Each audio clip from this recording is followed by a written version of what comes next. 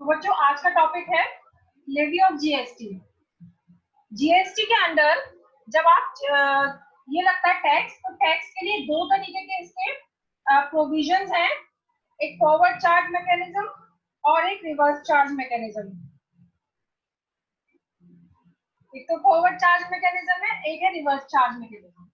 इसको हम कहते हैं एफसीएम और ये कहलाता है आरसीएम। एफसीएम तो वो है जो अभी तक हम पढ़ते चले आ रहे हैं। एफसीएम एफसीएम के अंदर क्या होता है, जब हम कोई भी आपको टैक्स पे करते हैं, आप क्या करते हो, सप्लायर होता है, एक सप्लायर होता है और एक कस्टमर होता है। कस्टमर इसको टैक्स पे करता है, सप्लायर को जीएसटी दे देता है और सप्लायर क्या करता था, इस जीएसटी को गवर्नमेंट को पे कर देता था। यही होता था ना, ये कहलाता है फॉरवर्ड चार्ज मैकेनिज्म। दूसरा है रिवर्स चार्ज मैकेनिज्म। इसमें क्या होता है, इसमें कस्टमर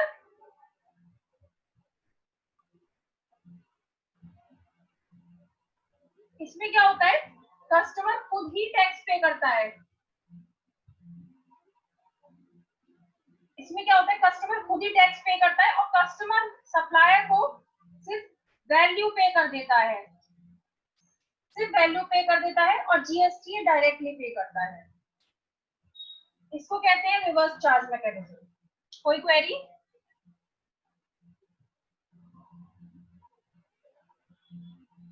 कोई क्वेरी? कुछ प्रोडक्ट्स ऐसे होते हैं जिन पे रिवर्स चार्ज मैकेनिज्म लगता है, कुछ प्रोडक्ट्स ऐसे होते हैं जिन पे फॉरवर्ड चार्ज मैकेनिज्म लगता है।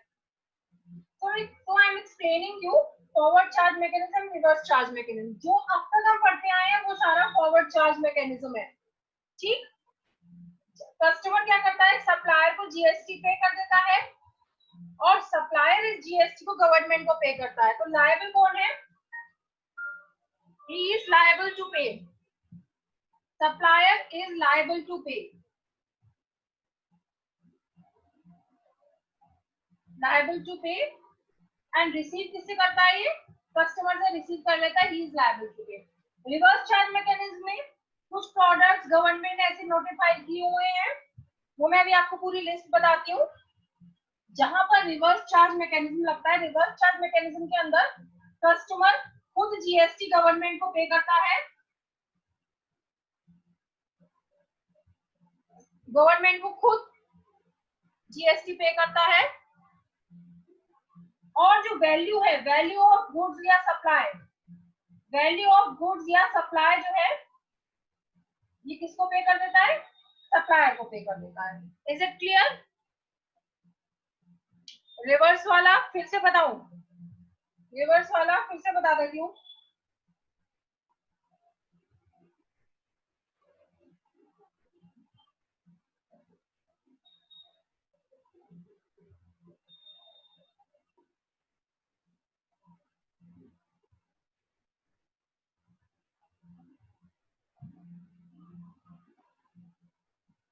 देखो, ये है सप्लायर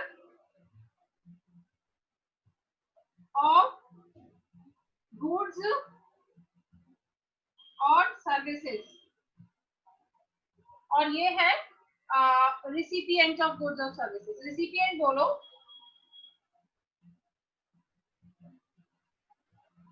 रिसिपिएंट बोलेंगे क्योंकि जरूरी नहीं है कस्टमर हो या आगे भी सेल कर सकता है। तो ये क्या करता है, गुड्स या सर्विसेज यहाँ से रिसीव करता है और इसको क्या करता है, वैल्यू भी पे कर देता है गुड्स की एंड प्लस जीएसटी भी पे कर देता है एंड देन ये सप्लायर जीएसटी देता है गवर्नमेंट को। This is the mechanism, alright, this is the mechanism, alright. अब क्या होता है, एक ये हो गया आपका forward charge mechanism, FCM, forward charge mechanism. Reverse charge mechanism के अंदर क्या होता है, रिसिपिएंट खुद ही गवर्नमेंट को जीएसटी पे करता है और वैल्यू यहां पर दे देगा। वैल्यू ऑफ गुड्स या सर्विसेज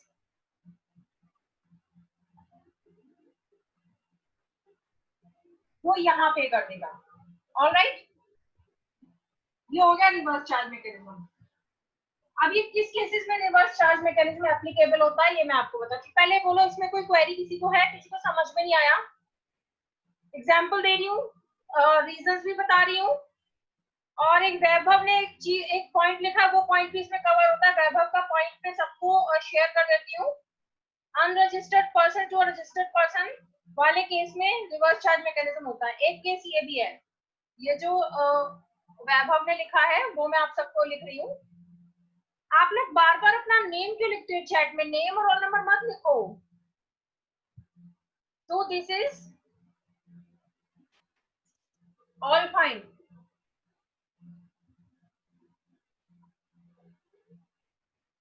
ठीक है, बता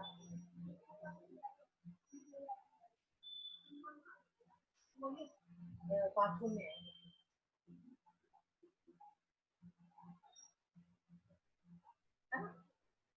नाउ आई थिंक सो। अब ये मयंक भी कुछ लिख रहा है, forward charge mechanism under GST is when GST is charge in the sales invoice by the supplier, same is collected from purchaser and finally deposited to government. Forward charge means this. Forward charge usually हमेशा लगता है। Forward charge means ठीक है मयंक, जो तुम बोल रहे हो वो ठीक है। अब कुछ कुछ गुड्स होते हैं जहाँ पे रिवर्स चार्ज मैकेनिज्म लगता है। मैं बताती हूँ वो कौन कौन से केसेस होते हैं, वो मैं आपको एक्सप्लेन कर देती हूँ कहाँ कहाँ लगते हैं। केसेस मैं आपको एक्सप्लेन करती हूँ। दो तीन चीजें हैं, मैं आपको सारे के सारे लेकर के बताती जाती हूँ। देखिए, सबसे पहला जो है वो भी बताती हूँ, उसके आगे जो वो भी सारे बताती जाती हूँ।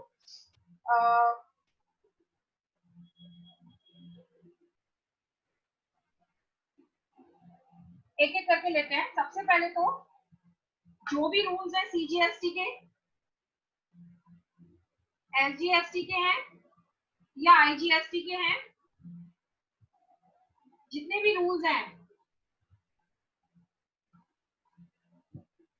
ये सारे आरसीएम के केस में, रिवर्स चार्ज मैकेनिज्म के केस में रिसिपिएंट पे एप्लीकेबल हो जाते हैं।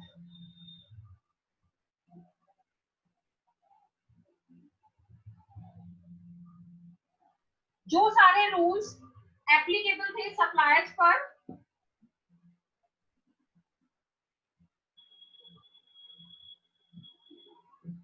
किसमें? एफसीएम के केस में, फॉरवर्ड चार्ज मैकेनिज्म के केस में, वो सारे आरसीएम के केस में किस पर एप्लीकेबल हो जाते हैं? रिसिपिएंट पे एप्लीकेबल हो जाते हैं। पहली चीज ये बात सबको समझ में आ गई? ठीक है, पहले मुझे कंप्लीट करने दो, फिर मैं एग्जांपल्स पर आती जाऊंगी, you don't worry.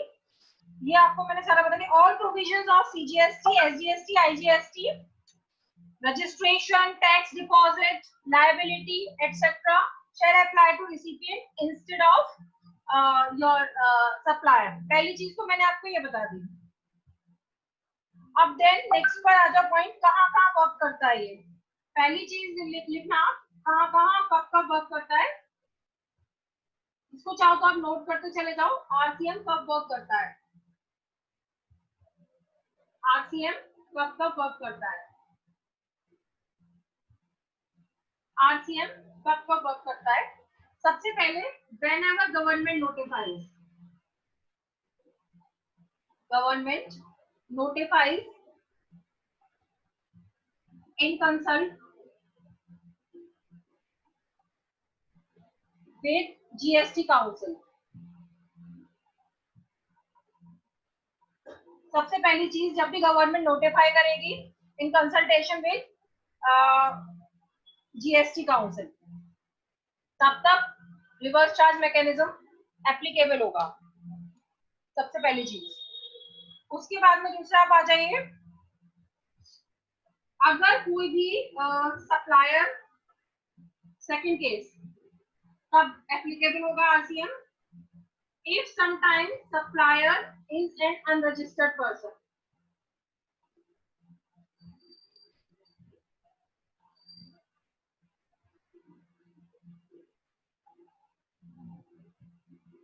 Supplier is an unregistered person.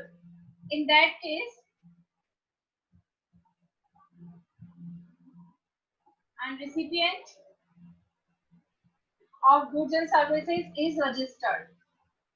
ये आप लोग नोट करते चले जाओ, क्योंकि जब आप बुक्स खोलोगे ना तो इतने प्रॉपर वे में नहीं लिखा होगा, सीधे लैंग्वेज लिखी हुई होगी, तो आपको थोड़ा दिक्कत आ सकती है। तो आरसीएम कब कब एप्लीकेबल होता है? केसेस व्हेन एप्लीकेबल,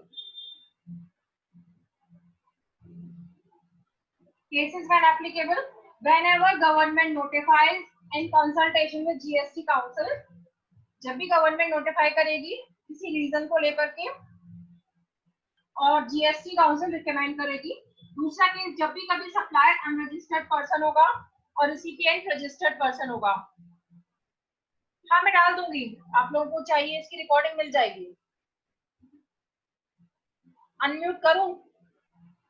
अच्छा अच्छा, क्वेरी आ रही है, मैं एक मिनट। श्रेयसी कह रही है कि मैम मुझे अनम्यूट कर दो, कर देती हूँ श्रेयसी को।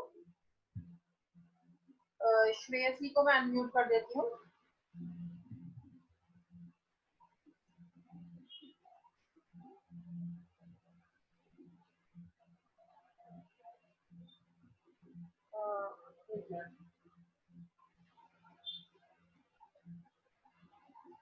ओके, कर दिया आपको अनम्यूट। क्वेरी है तो पूछ लो बेटा। श्रेयसी आप अनम्यूट हो? यस मैम, मैम बीच बीच में आ रही थी इसलिए अभी तो क्लियर हो रही हूँ। हो रहा है क्लियर ना? हाँ। होता क्या है कि ना, अब जैसे मैंने पढ़ाना शुरू किया, आपके दिमाग में कुछ क्वेश्चंस आएंगे, आपके दिमाग में कुछ क्वेश्चंस अराइज होंगे, और जब हम फ्लो में चलते चले जाते हैं, आप चुपचाप सुनते जाओगे तो आपकी सारी क्वेरीज वहीं पे सॉल्व होती चली जाती है।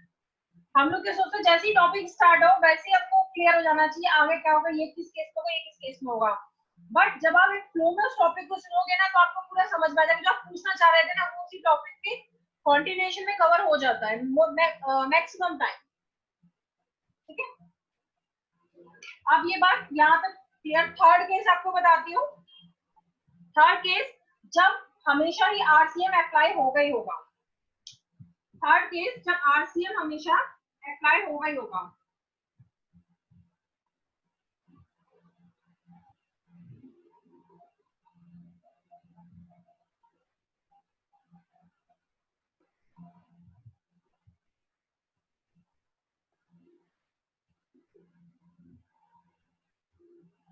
थर्ड केस, जब आरसीएम अप्लाई होगा ही होगा।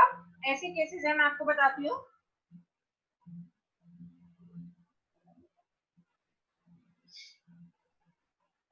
सेक्शन है 9(3), उसके अकॉर्डिंग कुछ ऐसे गुड्स या सर्विसेज दिए हुए हैं जहां पर आरसीएम अप्लाई होगा ही होगा। तो एक है applicable in all cases of supply of specified goods and services whenever government notifies, and दूसरा applicable in case of supply from unregistered dealer to registered dealer। वो मैंने आपको कवर कर दिया। ये तीसरा वाला केस है। अब ये मैं आपको बोलती जाती हूँ, आप नोट करते चले जाओ।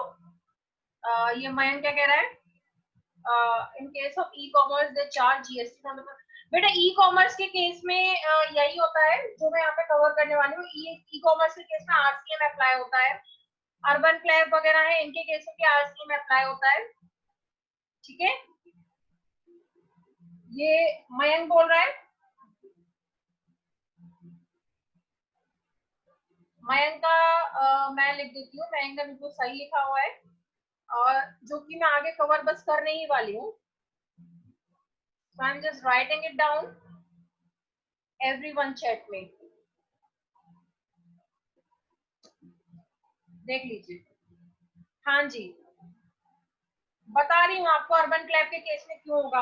आप लोग टॉपिक कवर करने दो, फिर उसके बाद बताते हैं, या पहले ही सुन लो। अर्बन क्लैब, अब ये जा रहा है 1 2 3 4 5 7, कितने सारे कस्टमर्स को सर्विसेज प्रोवाइड कर रहा है, नंबर ही नहीं पता। एन नंबर ऑफ रिसिपिएंट को सर्विस प्रोवाइड कर रहा है। तो ये सर्विस प्रोवाइडर है, तो ये खुद ही टैक्स पे करेगा। आरसीएम कहाँ हुआ इसमें? यही तो कर रहा है पे, तो ठीक तो है, ठीक तो है। मयंक टैक्स तो यही पे कर रहा है ना आपसे रिसीव करके, तो फिर आरसीएम कहाँ हुआ बच्चे? तुम आरसीएम क्यों बोल रहे हो? मयंक लिखो चैट में, तुम्हें कैसे लग रहा है? ये तो सर्विस प्रोवाइडर है ना, और सर्विस प्रोवाइडर जब भी टैक्स पे करता है तो वो तो एफसीएम के अंडर आएगा।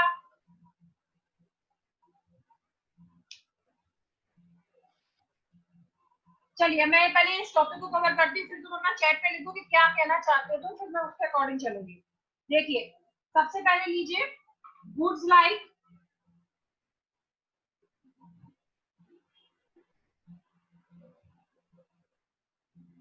कैश्यू नट, ये आप लोग नोट करते चले जाइए, मैं बताते जा रही हूँ।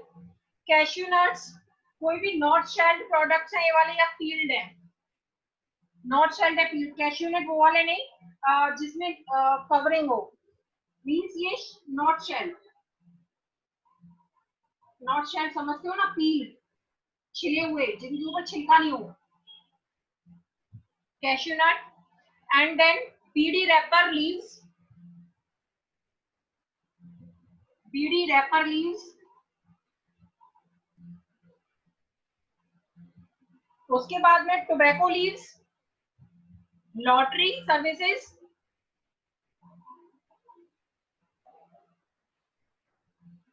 टोबैको लीव्स, लॉटरी सर्विसेज, और उसके बाद में आप लीजिए silk yarn used vehicles, used vehicles, used vehicles, कोई भी सीज्ड गुड्स या अनकन्फिस्केटेड गुड्स,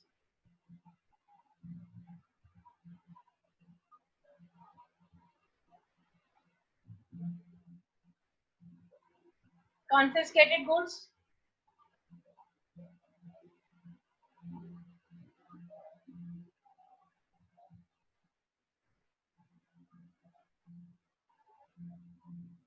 मयंक ये वाला पॉइंट बाद में कवर कर ले, पहले इसको टॉपिक को खत्म कर ले, है ना, फिर मैं आगे आऊंगी, मे बी आपको आंसर इसी में मिल जाए, ठीक है।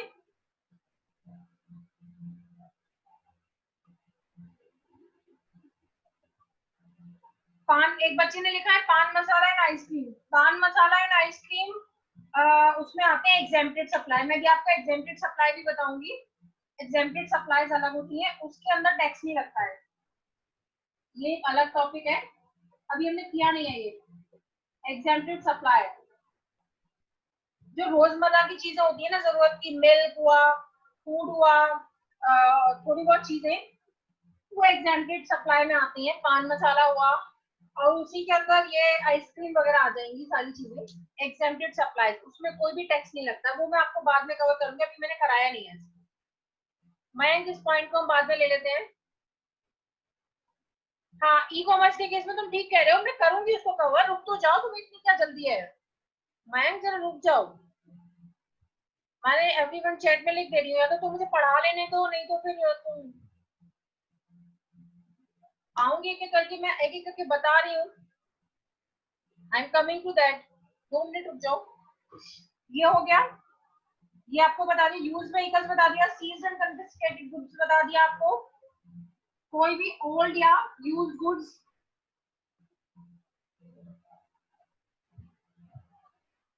ओल्ड या used goods, waste and scrap, e commerce के केस में ये मैंने एवरीवन चैट में लिखा हुआ है। हाँ इस तरह से मैं पढ़ा नहीं पाती ना, बच्चे बीच बीच में लिखने लगते हैं कि ये है वो है, ये वाला टॉपिक है, पहले मुझे पढ़ा लेने, फिर टॉपिक आप अपनी क्वेरी लेना। सिल्क यार्न तो मैंने लिखवा ही दिया है, ये रहा सिल्क यार्न।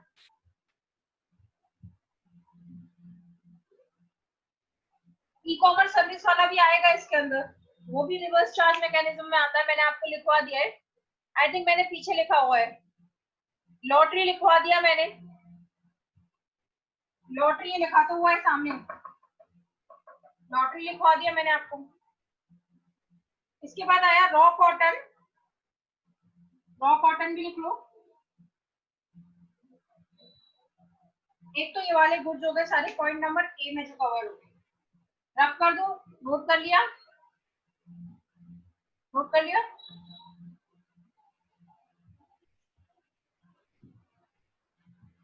तो सबसे पहली चीज कौन सी थी? whatever government notifies in consultation या as per recommendation of GST council, वो सारे प्रोडक्ट इसमें आ जाएंगे। दूसरा, अगर कहीं पर भी किसी भी केस में supplier is an unregistered person, हमेशा क्या होता है एफसीएम के केस में सप्लायर को जीएसटी पे करना होता है। If supplier is an unregistered person, तो उस केस में भी आपको आरसीएम एप्लीकेबल होता है, reverse charge mechanism. Third point के अंदर मैंने ए बता दिया, बी देख लीजिए, बी देख लीजिए। जो भी गुड्स ट्रांसपोर्ट एजेंसी होती है वो भी इसमें आती है आरसीएम में। गुड्स ट्रांसपोर्ट एजेंसी, जो ट्रक वगैरह में सामान जाता है ना एक जगह से दूसरी जगह पर, तो गुड्स ट्रांसपोर्ट एजेंसी वो जो सर्विसेज प्रोवाइड करती है वो सारा का सारा इसके अंदर आता है। ठीक है, गुड्स ट्रांसपोर्ट एजेंसी जो भी सर्विसेज प्रोवाइड करती है वो आरसीएम में आता है। यानी कि जो goods transport agency service provide कर रही है ये नहीं पे करेगी टैक्स, आप डायरेक्ट पे करेंगे कस्टमर, कस्टमर या रिसिपिएंट बेटर है word. Recipient direct GST pay करेगा, इसको वो सिर्फ वैल्यू दे देगा। He is not liable to pay, ये रिसीव नहीं करेगा जीएसटी और ये गवर्नमेंट को नहीं देगा। क्या होगा, जो रिसिपिएंट होगा वो डायरेक्ट गवर्नमेंट को दे देगा। ठीक है, इसके आगे बताती जा रही हूँ। गुड्स ट्रांसपोर्ट एजेंसी कोई भी लीगल सर्विसेज, एडवोकेट वगैरह जो भी सर्विसेज रेंडर करते हैं, एडवोकेट आपसे टैक्स रिसीव नहीं करेंगे, आप डायरेक्ट पे करेंगे गवर्नमेंट को। लाइक एडवोकेट वगैरह वाली जो सर्विसेज होती है वो सारी इसमें आ जाएंगी। लीगल सर्विसेज आ गई इसमें आपकी सारी। उसके बाद नेक्स्ट लीजिए, कोई भी सर्विस स्पॉन्सरशिप से प्रोवाइड अगर होती है, वो सर्विसेज बाय स्पॉन्सर्स, आप कोई इवेंट करवाते हैं और स्पॉन्सर्स आपको कोई भी सर्विस अगर देते हैं, तो बाय वे ऑफ स्पॉन्सरशिप अगर आपको कोई भी सर्विस आप रिसीव करते हैं तो आप खुद पे करेंगे, स्पॉन्सर पे नहीं करेगा। स्पॉन्सर्ड सर्विसेज आ गई इसके अंदर सारी। स्पॉन्सर्ड सर्विसेज के बाद में कोई भी सर्विसेज अगर गवर्नमेंट या गवर्नमेंट बॉडी या गवर्नमेंट ट्रिब्यूनल किसी बिजनेस को प्रोवाइड कर रहा है, कोई भी सर्विस गवर्नमेंट या गवर्नमेंट बॉडी या गवर्नमेंट ट्रिब्यूनल, चाहे सेंट्रल गवर्नमेंट का हो चाहे स्टेट का हो, कोई भी सर्विस बिजनेस को प्रोवाइड कर रहा है तो ये बिजनेस खुद जीएसटी देगा, ये नहीं देगा इसके बिहार में। फॉरवर्ड चार्ज मैकेनिज्म अगर लगता तो क्या होता, तो ये होता कि ये बिजनेस इधर दे देगा जीएसटी और ये पे करेगा जीएसटी, नहीं। तो यहाँ लग रहा है आरसीएम, आरसीएम का मतलब है रिसीवर ऑफ सर्विसेज खुद जीएसटी पे करेगा गवर्नमेंट को। अगर आप यहाँ से ले रहे हो, इनको सिर्फ आप वैल्यू दोगे और यहाँ से आप गवर्नमेंट को जीएसटी पे करोगे। यहाँ तक कोई दिक्कत है किसी को? मैं आगे बढ़ूं क्योंकि मुझे लग रहा है या तो मैं फास्ट हो रही हूँ। यस नो कुछ बोलो, समझ में आ रहा है तो यस लिख दो, नहीं आ रहा है तो नो लिखो, नहीं तो मैं आगे बढ़ूं। अभी बहुत सारी सर्विसेज आएंगी। आ रहा है सबको? Yes no?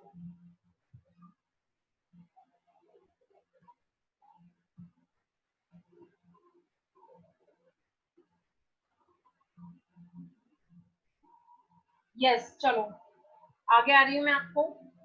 इसमें स्पॉन्सरशिप वाला हो गया, गवर्नमेंट वाला हो गया। किसी भी कंपनी के डायरेक्टर वगैरह है और वो अपनी ही कंपनी को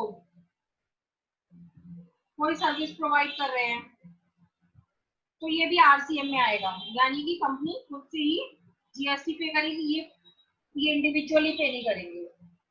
ठीक है, बस ऋत्विक को कविता को समझ में आ रहा है, बाकी क्या कर रहे हैं?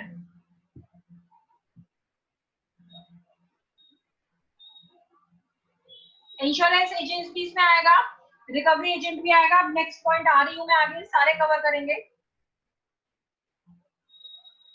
क्लियर आ रहा है सबको?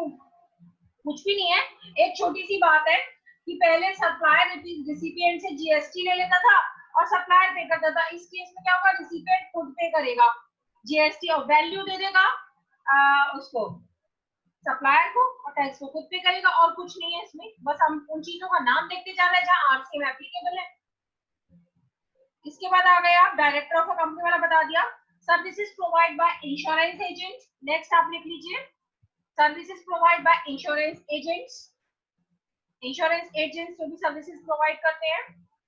सर्विसेज प्रोवाइड बाय, कोई भी बैंक का कोई एजेंट है, रिकवरी एजेंट बोलते हैं उनको। Services provide by any recovery agent to bank, to non banking financial institution या फाइनेंशियल इंस्टीट्यूशन। ठीक है, वो भी इसमें आ जाएगा। जी और एच पॉइंट पर आ रही हूँ।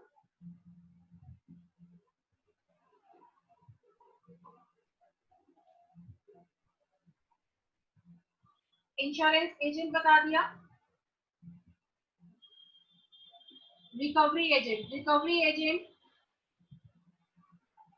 अगर ये कोई भी सर्विस दे रहा है किसी बैंक को या कोई एनबीएफसी को, एनबीएफसी जानते हो जो बैंकिंग सर्विसेज को प्रोवाइड करती है पर बैंक नहीं होती, जैसे इंडिया बुल्स वगैरह, या कोई भी फाइनेंशियल इंस्टीट्यूशन। फाइनेंशियल इंस्टीट्यूशन जानते हो आप लोग, जैसे यूटीआई, जीआईसी, एलआईसी या आईएफसीआई, ये सारे फाइनेंशियल इंस्टीट्यूशन होते हैं। हाँ जी, सारे आपको याद करने पड़ेंगे। जब आपसे क्वेश्चन पूछा जाएगा ना एक्सप्लेन रिवर्स चार्ज मैकेनिज्म, तो आपको सारी कंडीशंस लिखनी पड़ेंगी कि कब कब रिवर्स चार्ज मैकेनिज्म अप्लाई होता है। अगर आपसे पूछा गया what are the mechanism of levy of GST explain, तो आपको फॉरवर्ड चार्ज मैकेनिज्म और रिवर्स चार्ज मैकेनिज्म दोनों एक्सप्लेन करने पड़ेंगे, और कौन कौन सी कंडीशन में रिवर्स चार्ज मैकेनिज्म अप्लाई होता है वो सारी कंडीशंस आपको लिखनी पड़ेगी। तो ये रटना पड़ेगा आपको, रटना तो पड़ेगा। ठीक है, एक्सप्लेन, इसमें तो कुछ एक्सप्लेन तो शुरू में ही कर दोगे ना कि आरसीएम क्या होता है, वो तो आपने शुरू में एक्सप्लेन कर दिया। उसके बाद में आप लिखते जाना कि किस किस केस पे ये होता है। इनको क्या एक्सप्लेन करोगे, इनके तो बस नाम लिखते जाओगे कि कब कब हो रहा है, एक लाइन में वन लाइनर। इंश्योरेंस एजेंट हो गया। उसके बाद आप आ जाइए कोई भी सर्विसेज प्रोवाइडेड बाय जो म्यूजिक कंपोजर होते हैं या राइटर होते हैं, आर्टिकल वगैरह जो लिखते हैं वो सारे ऑथर। ठीक है, ये सारे जो भी कोई सर्विस प्रोवाइड कर रहे हैं ये भी आ जाएगा इसमें आरसीएम में। Authors, music composer, artist, photographer,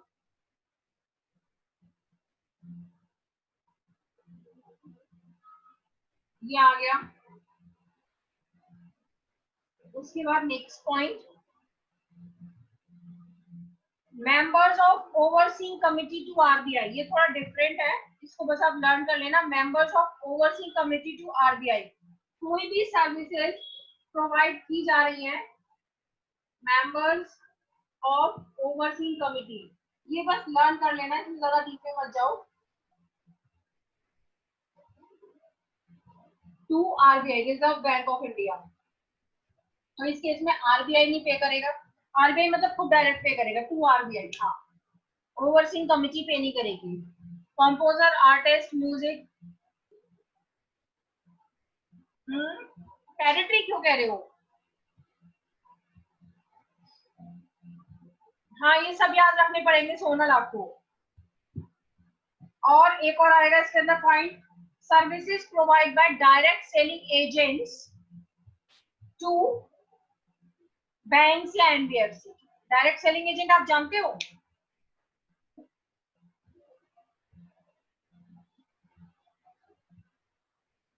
जैसे बैंक, एनबीएफसी या कोई इंश्योरेंस कंपनी है, कोई भी फाइनेंशियल इंस्टीट्यूशन है, बैंक है या एनबीएफसी है या फाइनेंशियल इंस्टीट्यूशन है या कोई इंश्योरेंस कंपनी है, ये सारी कंपनी डायरेक्ट सेलिंग एजेंट्स की हेल्प लेती हैं।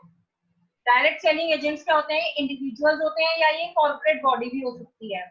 डायरेक्ट सेलिंग एजेंट्स का कहते हैं ठीक है बैंक के बिहाफ पे, एनबीएफसी के बिहाफ पे या फाइनेंशियल इंस्टीट्यूशन के बिहाफ पे हम म्यूचुअल फंड सेल कर देंगे, या हम लोन्स सेल कर देंगे, आपके लोन्स करवा देंगे, या हम आपका इंश्योरेंस सेल करवा देंगे। जानते हो ना एजेंट्स, बस खत्म होने वाला Ritvik. Mutual funds, loans, insurance या और भी कोई प्रोडक्ट या कोई भी बैंकिंग प्रोडक्ट, कोई भी बैंकिंग प्रोडक्ट हम आपका सेल करवा देंगे। डायरेक्ट सेलिंग एजेंट किसी भी तरह से इनसे अटैच्ड है और इनको सर्विस प्रोवाइड कर रहे हैं,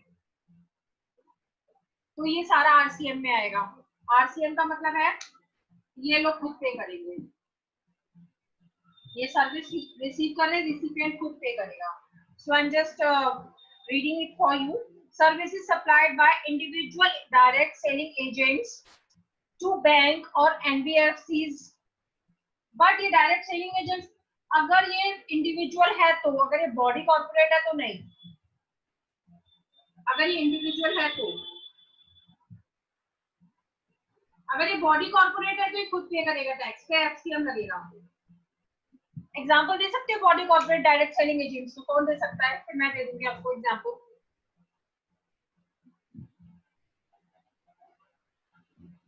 डायरेक्ट सेलिंग एजेंट्स कोई भी बॉडी कॉर्पोरेट का नाम बता, आपको पता है कि कौन से एजेंट्स होते हैं जो एज अ कंपनी रजिस्टर्ड है। नहीं, एलआईसी बेटा बॉडी डायरेक्ट सेलिंग एजेंसी है, एलआईसी तो इसमें आ जाएगा। एलआईसी तो गवर्नमेंट बॉडी है।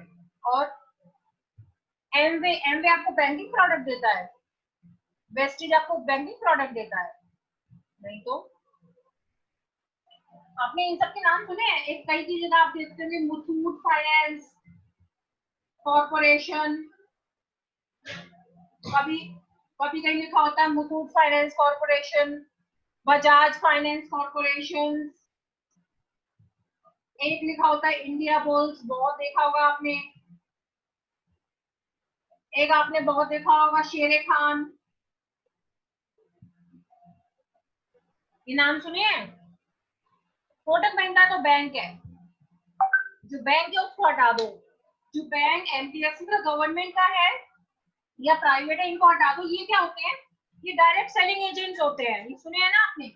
इस टाइप से कोई भी फाइनेंस कंपनी खोल लेता है कि हमारी बजाज फाइनेंस है या हमारी गुप्ता फाइनेंस कंपनी है, ये लोग सारे क्या होते हैं? डायरेक्ट सेलिंग एजेंट्स होते हैं।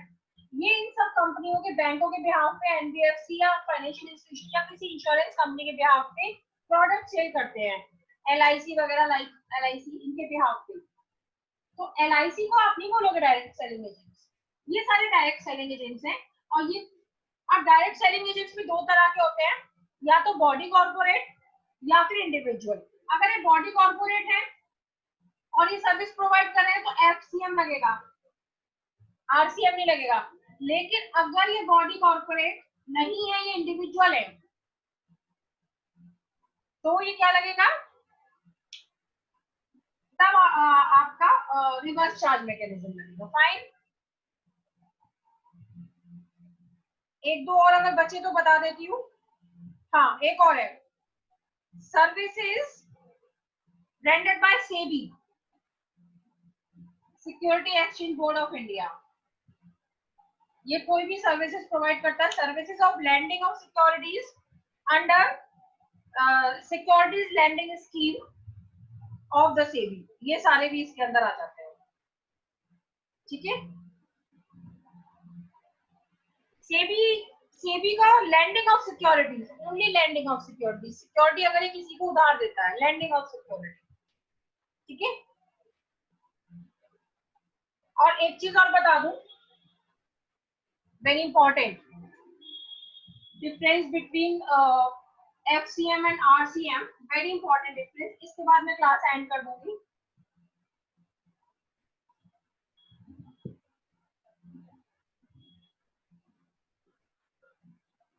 वेरी इंपॉर्टेंट, आप एफसीएम के under input tax credit avail कर सकते हो, क्योंकि आपने किसी से टैक्स लिया है और फिर पे किया है, तो आपको यहाँ पे इनपुट टैक्स रिफंड मिल जाएगा। बट अगर आप आरसीएम यूज कर रहे हो तो ये नहीं मिलेगा, ये फैसिलिटी नहीं है। आप खुद जो पे कर रहे हो अपना ही टैक्स पे कर रहे हो, क्योंकि किसी और के भी आपके तो आप दे नहीं रहे हो ना टैक्स, तो इनपुट टैक्स क्रेडिट आरसीएम के अंदर नहीं लगता है। Very important. इस लाइन को भी आपके लिए रीड कर देती हूँ मैं। GST under RCM is to be paid in cash only. Tax credits cannot be availed for payment of taxes. Fine. इसकी सारी पेमेंट जो जीएसटी की होती है, ये इस पे आपको इनपुट टैक्स क्रेडिट नहीं मिलता है। आपने जो दे दिया, आपने सोच समझ के दिया होगा, रिसिपिएंट ऑफ सर्विसेज है, नहीं मिलेगा। लॉजिक भी है सीधा सीधा। लॉजिक बताओ क्यों नहीं मिलेगा? जब ये इसको टैक्स दे रहा है, रिसिपिएंट सप्लायर को टैक्स दे रहा है, सप्लायर पे करो तभी तो सप्लायर ले रहा है आपसे इनपुट टैक्स क्रेडिट गवर्नमेंट से। जब वो किसी से लेगा ही नहीं, डायरेक्ट रिसिपिएंट देगा, तो वो तो सोच समझ के देगा ना, उसी सर्विस का देगा जो उसने ली है। तो रिवर्स नहीं मिलेगा, इसको रिफंड नहीं होगा कोई भी इनपुट टैक्स पे, क्योंकि वो खुद दे रहा है। लॉजिक भी आ रहा है सीधा सीधा, because recipient is paying his own tax, right? Clear? तो ये आपका आरसीएम का टॉपिक खत्म हो गया। और ये जो आप ई कॉमर्स वाला है, ये भी अभी आगे आएगा, ये किसी और पॉइंट के अंदर है, लेकिन आरसीएम क्यों लगता है वो मैं इसको देखकर बताऊंगी। है लेकिन ये कहीं पर थोड़ा सा मुझे याद आ रहा है, बट यहाँ नहीं दिया हुआ है। ई कॉमर्स सर्विस प्रोवाइडर्स का भी आपको आगे बताऊं। Okay, any query? हाँ जी बेटा ऋत्विक, एक्चुअल बर्डन क्योंकि आपने आपका एक्चुअल बर्डन क्योंकि डायरेक्टली कस्टमर पर ही है, वो खुद ही अपना टैक्स पे कर रहा है, तो रिवर्स चार्ज मैकेनिज्म में इनपुट टैक्स क्रेडिट का कोई मतलब ही नहीं बनता है। कोई डाउट नहीं। अब हम क्लास एंड कर रहे हैं, कर लेती हूँ आगे next class Monday. Thank you all.